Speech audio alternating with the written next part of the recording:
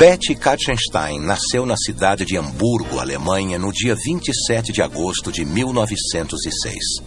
De uma família judaica de classe média, ligada a atividades profissionais nos campos da educação e do comércio, ela era a filha mais velha de Teresita e Willy. Assim como seus dois irmãos, Carlos e Rolf, Betty viveu a infância e a juventude em Hamburgo, onde frequentou a escola primária e a secundária. Após cursar o primeiro semestre na Universidade de Freiburg, na Alemanha, Betty transferiu-se para a Universidade de Hamburgo, onde cursou a Faculdade de Filosofia de 26 a 29. Naquela época, a profissão de psicólogo não estava formalizada na Alemanha, o que ocorreria em 41. Assim, embora o currículo universitário na Universidade de Hamburgo fosse direcionado para disciplinas de psicologia, esta área era considerada integrante dos estudos em filosofia, nome da cadeira chefiada por Wilhelm Stern. Wilhelm Stern era um dos mais importantes psicólogos da Alemanha e foi várias vezes presidente da Sociedade Alemã de Psicologia, além de fundador do Instituto de Hamburgo em 19. Betty foi assistente de Stern e trabalhou sob sua orientação a partir de 27.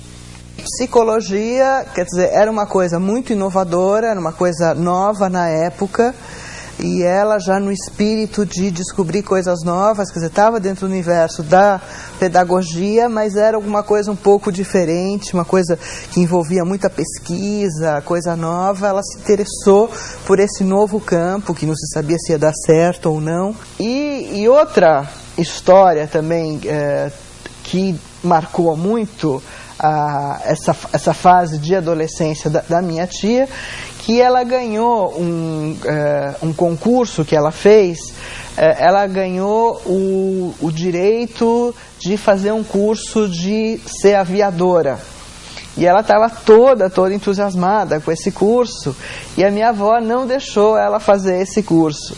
Em agosto de 31, ela recebeu o título de doutora em filosofia, apresentando uma tese sobre a apreensão do caráter do trabalho do ponto de vista da psicologia da aptidão, problemática e metodologia.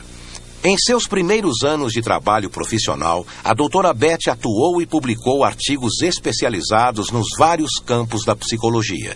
Em especial, ela dedicou-se ao campo pedagógico e ao de seleção e orientação profissional, que eram os mais desenvolvidos na Alemanha desde a Primeira Guerra Mundial, com a seleção de soldados e aplicações na indústria e em escolas, e posteriormente com a necessidade de recolocação profissional dos soldados na vida civil.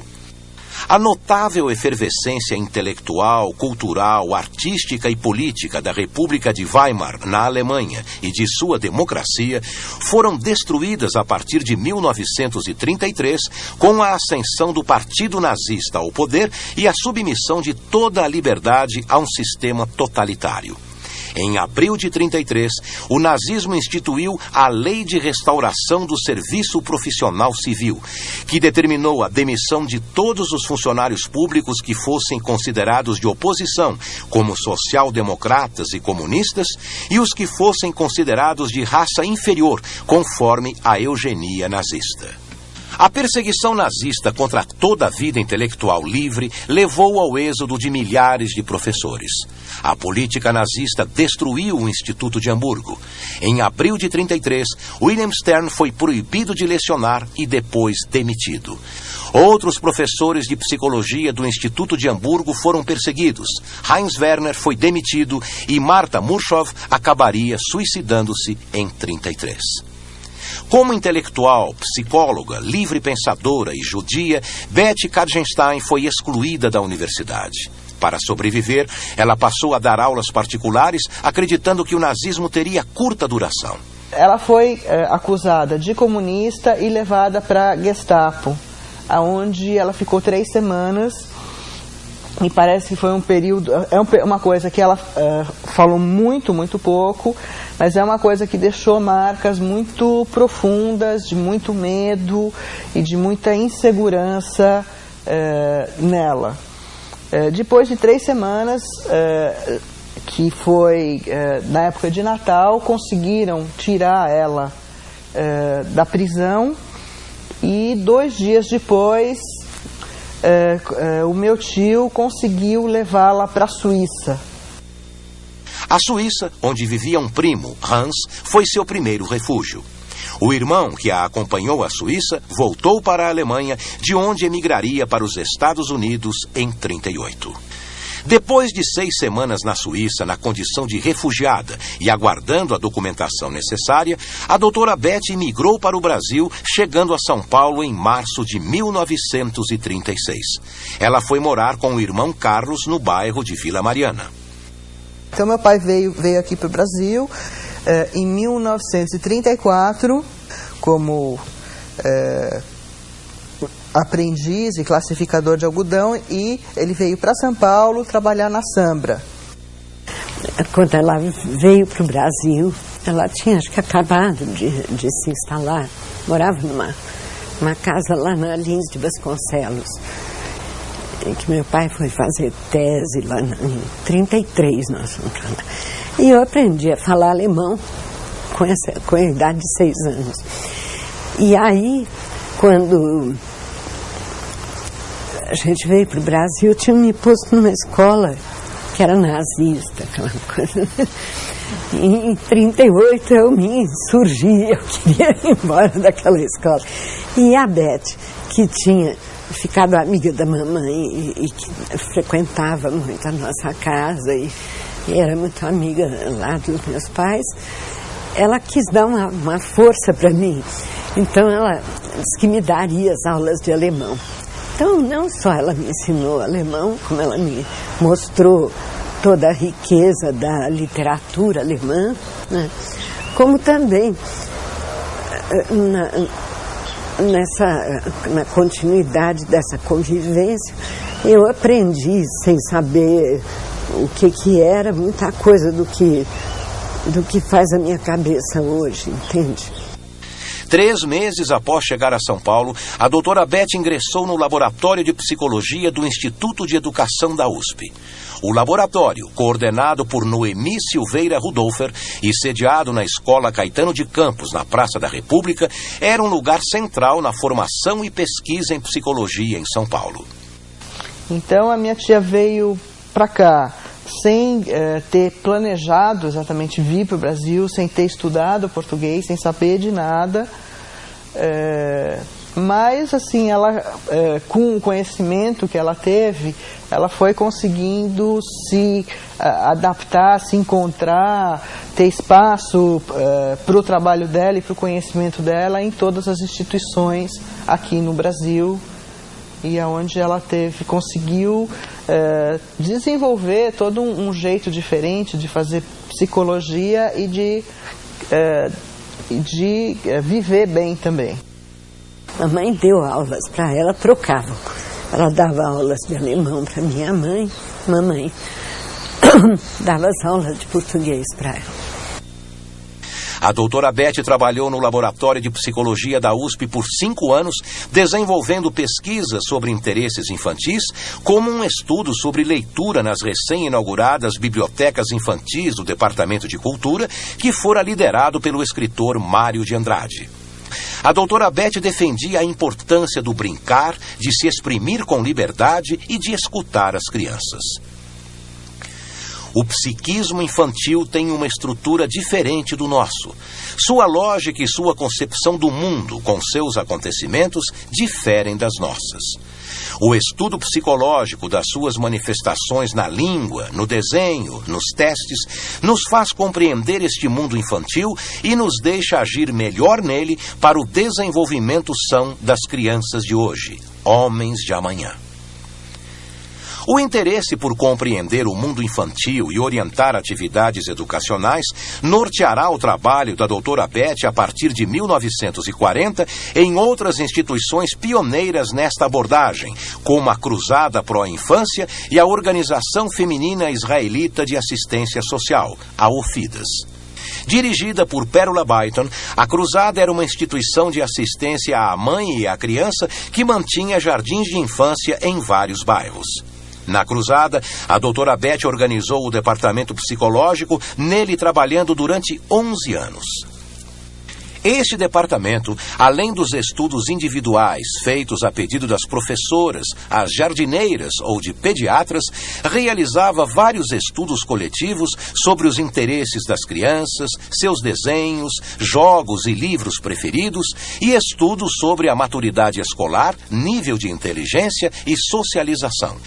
A sistematização e divulgação de suas ideias sobre educação infantil e organização de jardim da infância e a sua luta pela instituição de um curso preparatório ao primário levaram a doutora Beth à chefia da Divisão de Educação Pré-Primária do Departamento de Educação de São Paulo, onde desenvolveu trabalho de pesquisa e de orientação de professores entre os anos de 50 e 53.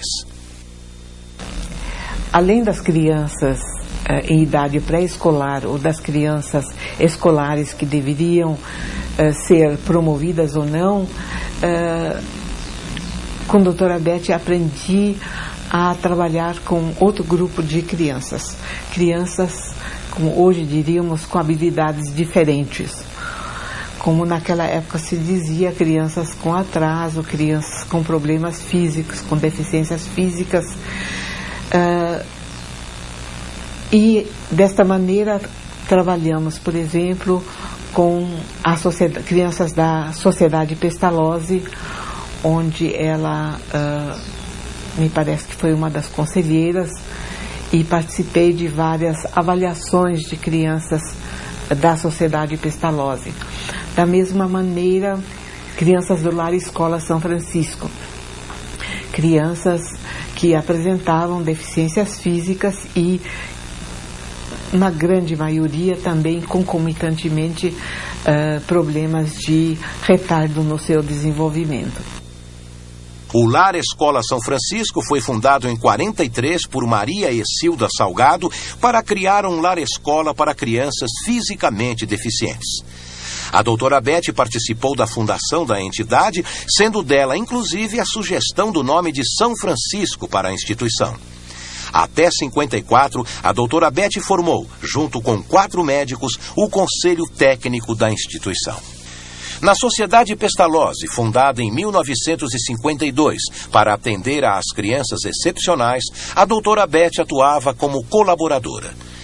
O que era uma professora especializada em excepcionais na época, eu acho que a gente se fabricava na hora, porque eu entrei numa sala de aula e eu tive que inventar o que fazer, porque as classes eram compostas de crianças em várias idades diferentes e retardos diferentes, então precisava muita criatividade, muita coragem, muita petulância também para enfrentar aquilo tudo ali. Assim também, doutora Beth trabalhou com a dona Dorina Novaes, que foi a fundadora do Livro do Cego, e também nessa área de indivíduos com deficiência visual, a doutora Beth desenvolveu um trabalho. Ela era muito consultada por famílias cujas crianças tinham déficits neurológicos, né, que se traduziam em vários déficits de fala ou déficits motores mais abrangentes, deficiências mentais em vários níveis. E eu fui aprendendo também com ela como traduzir os diagnósticos neurológicos e como traduzir isso depois num fazer para a criança. Ela tinha casos de crianças com problemas como uma deficiência mental. Muita gente tratava isso apenas como problema neurológico, por exemplo. Então tinha que fazer exercícios tais, XY tal. O que ela trazia era essa dimensão de vivência da criança como criança, da importância de brincar, da importância de ter alguém que dê atenção a ela, da importância de ter companhia de outras crianças, de não isolar. Porque ela é chamada realmente como acho que uma das primeiras, se não a primeira psicóloga infantil aqui em São Paulo, e talvez no Brasil, especialmente trabalhando numa área clínica, porque havia a professora Noemi Silveira Rudolfer, mas que fazia mais um trabalho de universidade, acadêmico, atendia em clínica, mas não tanto como a doutora Beth. Também acho que ela era melhor usada desta maneira, porque na época ela tinha uma informação que nenhum de nós tinha. Então, por exemplo, eu que com os meus 20 anos tinha uma paciência infinita e trabalhava com crianças difíceis, em vários níveis de dificuldade, era muito importante estar com essa criança e poder trazer para a doutora Beth o que acontecia, porque ela supervisionava muito bem, ela era muito perspicaz.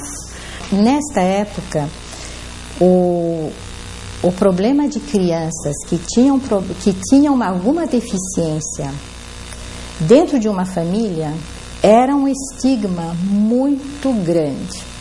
Fundada em abril de 61, a APAE de São Paulo foi criada por um grupo de pais de crianças excepcionais e profissionais que atuavam neste campo, entre os quais a doutora Beth, considerada na época uma das maiores especialistas em retardo mental. Eu acho que o papel da doutora Beth na APAE foi um papel muito, muito importante. Não apenas como assessora, mas inclusive com uma força propulsora das atividades lá realizadas. Uma grande parte dos pais que vieram formar o primeiro grupo de diretores da APAE tiveram seus filhos examinados e tratados por doutora Beth, não é? Como outras crianças depois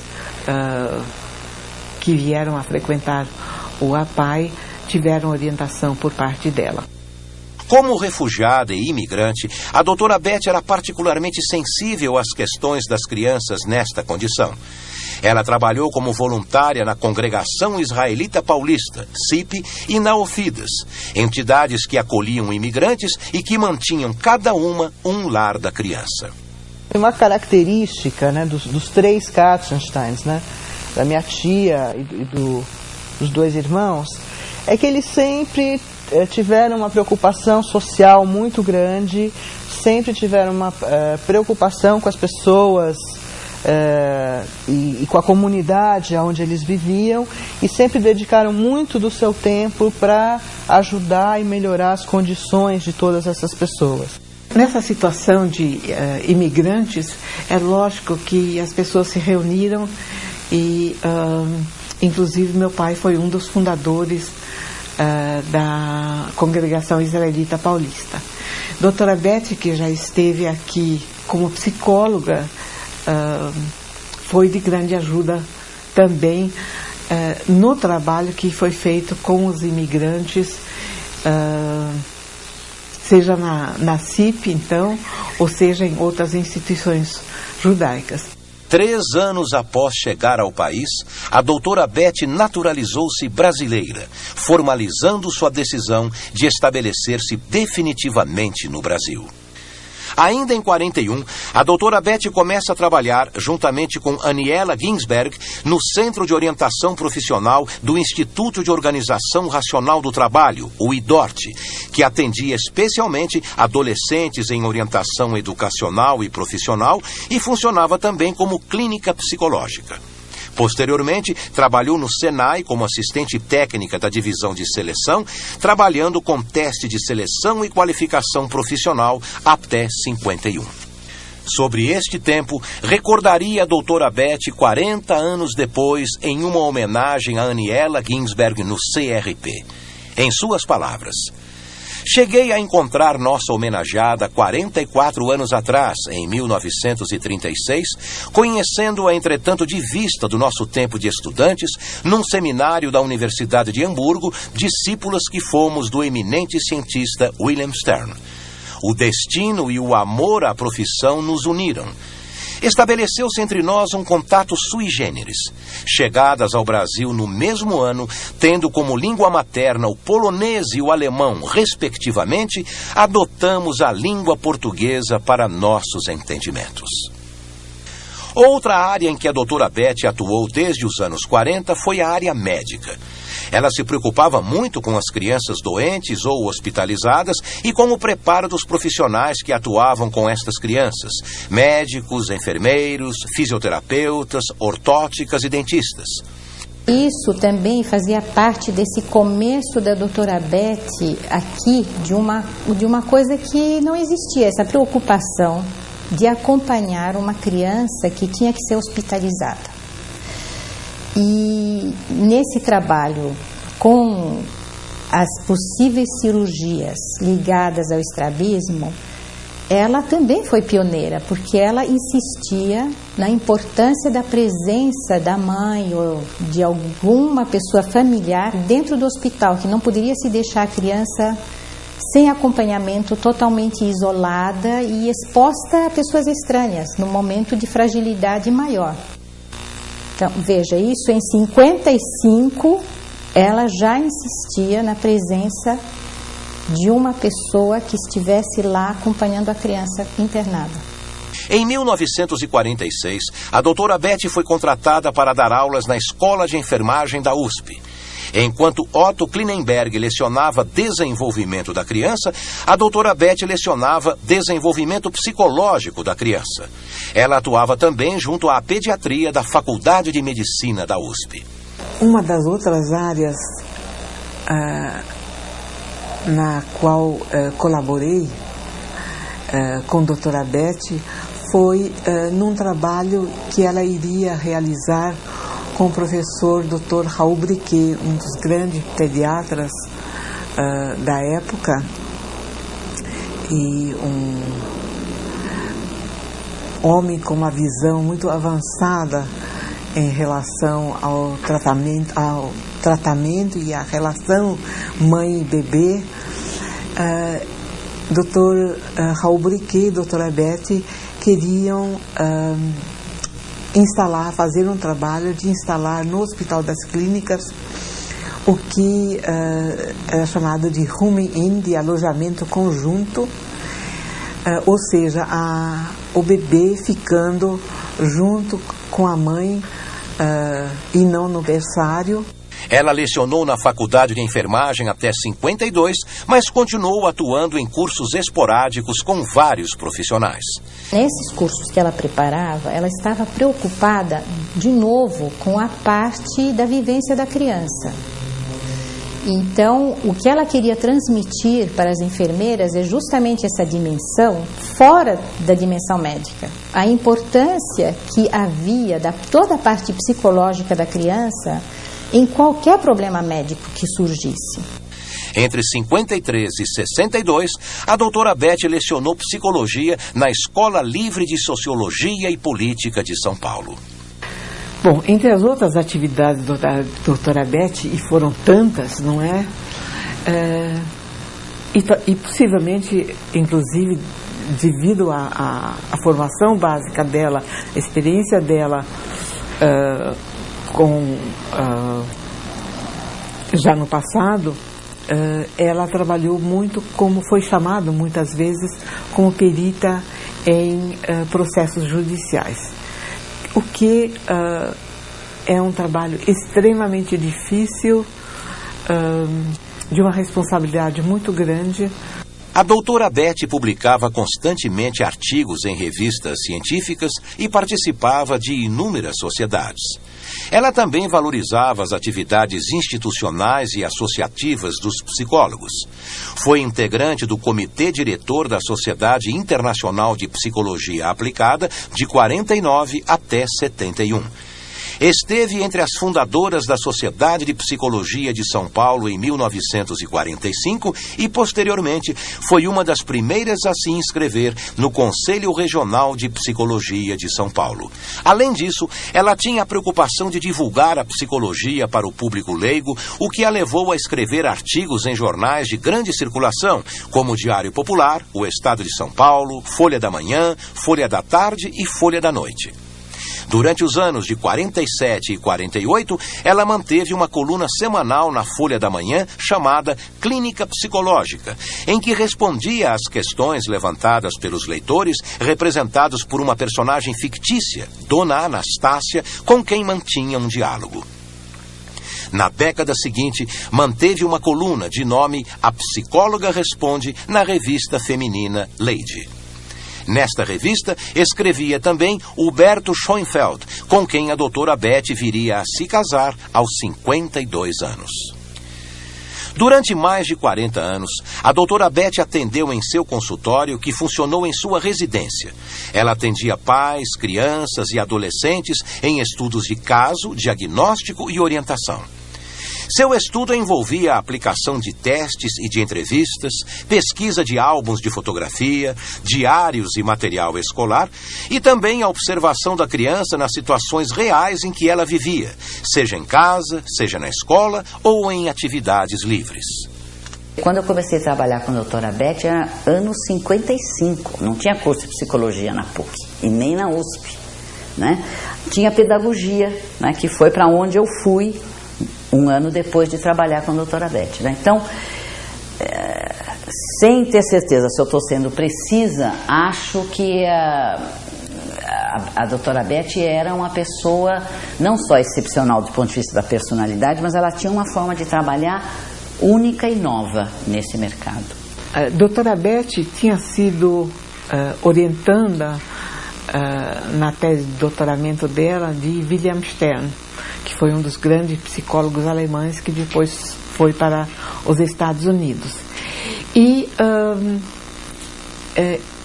existe inclusive um livro muito conhecido de observações dos Sterns sobre o desenvolvimento dos seus filhos. E doutora Beth também enfatizava muito a importância da observação no trabalho com famílias, especialmente com crianças, pois o trabalho dela basicamente era dirigido ao trabalho com crianças e, claro, com os pais deles. Bem, eu acho que o diagnóstico era muito importante para a doutora Beth, porque eu penso que ela tinha uma formação que pedia a maior precisão possível fenomenológica do que ela pudesse ter dos aspectos da vida psíquica das crianças ou dos seus adolescentes. Instrumentos de medida eram bem valorizados também pela doutora Beth. E ela tinha uma presença e uma força muito grande de persuasão, aliada a uma capacidade ela tinha muito bom senso, e sem falar que ela tinha uma boa formação psicológica para a época. Não era comum, e não é comum de jeito nenhum hoje em dia, o psicólogo ir fazer visita domiciliar. Nós aprendemos com ela a importância disto. Não é comum hoje se fazer análise de álbum de fotografias, como eu aprendi a fazer com a doutora Beth, ou de análise de álbuns de bebês que as mães faziam. Mas eu aprendi, através dessas análises, o quanto esses materiais indiretos poderiam nos contar já da família, de características e dar dicas para uma orientação mais tarde. Para ela fazer o diagnóstico, então, uma das coisas importantes para ela era ir visitar a casa, a família da criança.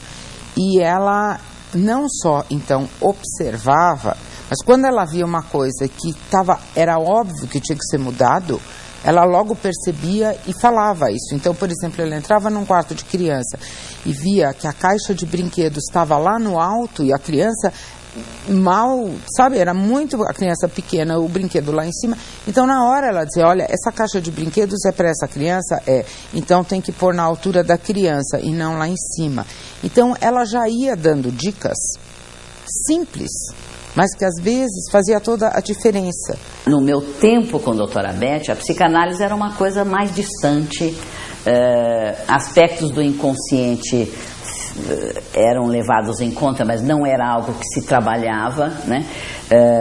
Havia um interesse em adaptar a criança, conseguir uma boa adaptação da criança na escola, em casa. Havia um interesse em tornar os pais mais conscientes do que a criança necessitava e, para isso, uma orientação bastante clara de como fazer, o que fazer, de que maneira, quantas vezes, e um controle nesse sentido assim, bem egóico era o trabalho dominante nessa época com ela, né? Era um profissional que se dedicava 100% a fazer o diagnóstico. Ela não fazia sozinho. Então, por exemplo, tinha uma colaboradora, a Raquel Vieira da Cunha, que era especializada em teste de Rorschach. Então, quando ela tinha um caso que precisava fazer teste de Rorschach, ela não fazia, ela sabia fazer. Mas ela encaminhava para uma outra pessoa, porque daí ela poderia depois conversar com essa pessoa e ver um outro enfoque que eventualmente escaparia para ela. No teste do mosaico, né? Que era um teste para aptidões criativas, assim, que ela gostava muito de aplicar. Nós chegamos a fazer um trabalho sobre esse teste juntas, né? Então, ela fazia um relatório por escrito sobre o qual ela se baseava para conversar com os pais.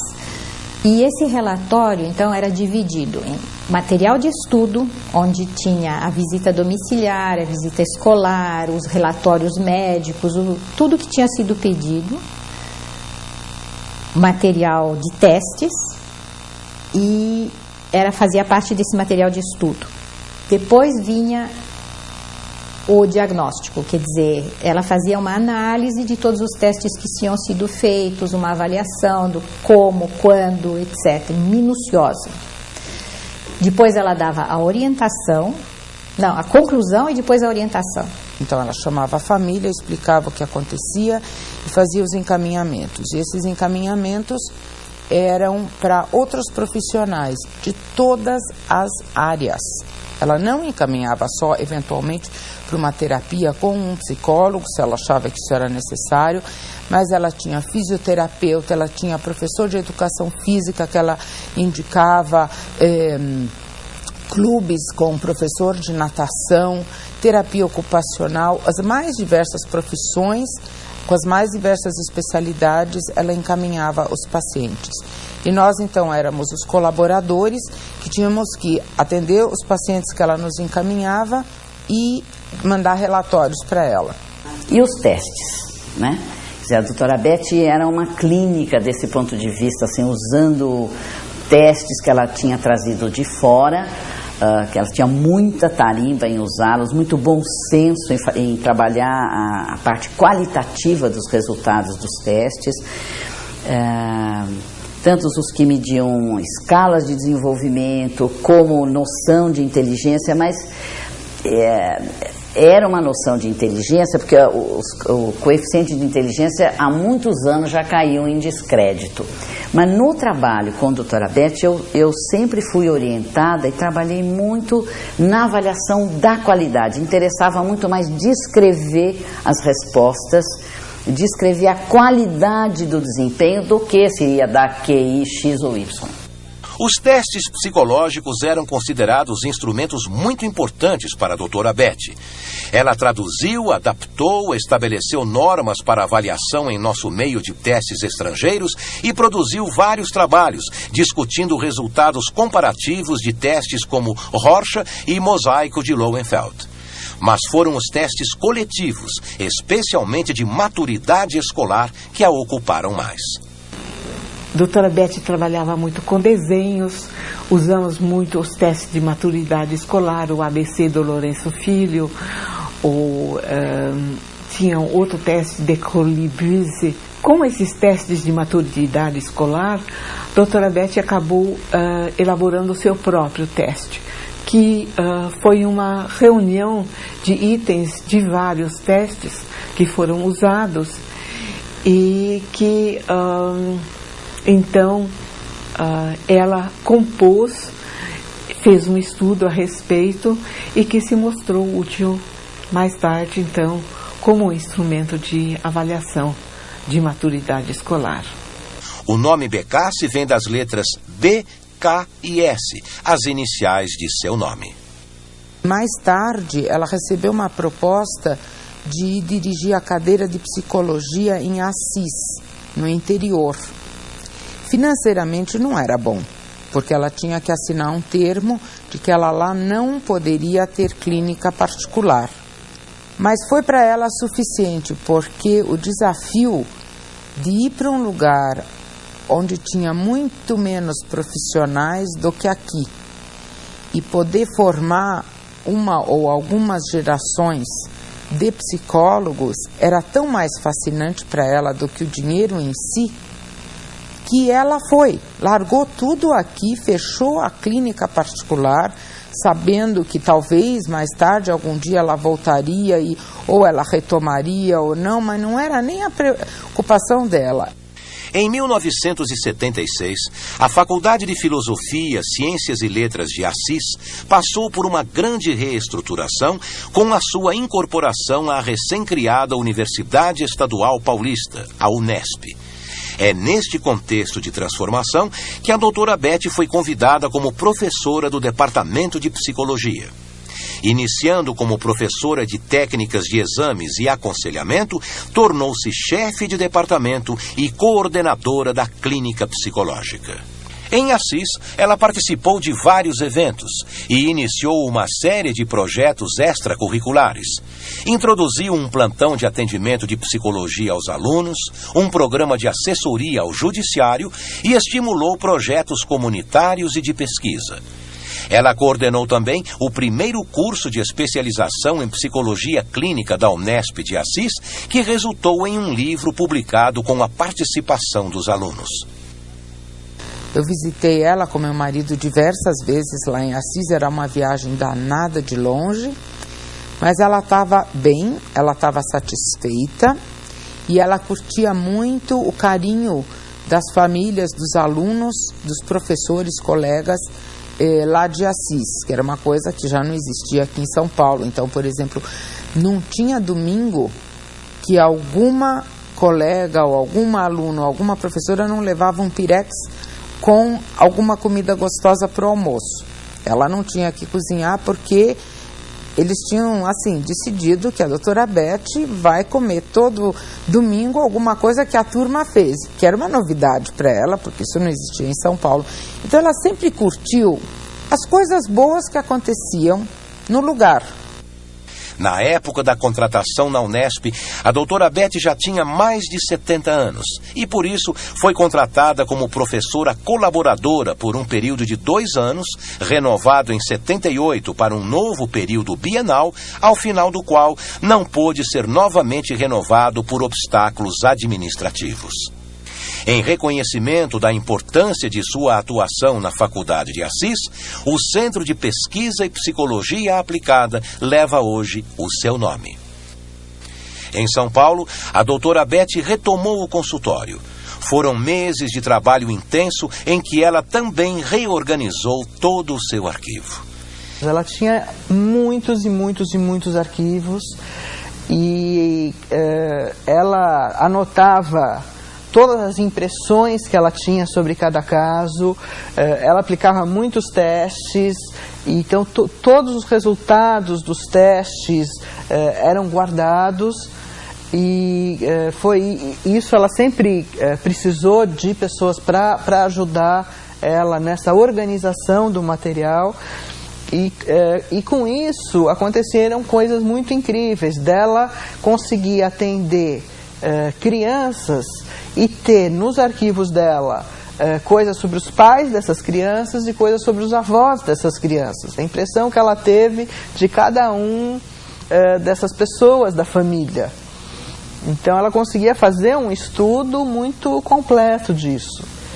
E por desejo dela, no testamento, todo esse material, logo que ela faleceu, foi queimado. E assim, que é uma coisa muito boa para os pacientes, né, no sentido do que ela percebeu, assim, realmente ficou na relação dela com os pacientes, mas é uma coisa muito triste em termos de pesquisa e da gente entender um pouco como que ela realmente chegava às conclusões que ela chegava sobre cada caso. Até o último dia ela estava completamente ativa. Depois, na volta, então, ela retomou pacientes aqui e foi trabalhando. Quando o coração dava um sinalzinho, ela dizia que não tinha tempo para cuidar disso. E assim, uma manhã ela infartou. Ela disse que ainda tinha que terminar um pequeno relatório para ir para o hospital. E não voltou mais. Em 25 de julho de 1981, 7 meses depois de retornar a São Paulo, a doutora Beth faleceu. As colaboradoras dela e muitos alunos dela pediram para nós se poderiam fazer uma missa. E nós, obviamente, aceitamos.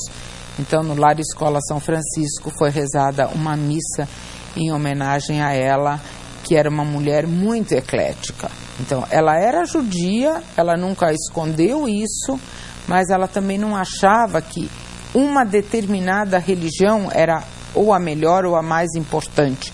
Portanto, ela tinha essa visão holística também nisso e, obviamente, nós então também entendemos que cada um tinha que rezar do seu jeito pela alma dela. Então, teve também uma missa, também um culto judaico, enfim, teve uma coisa como ela tinha sido.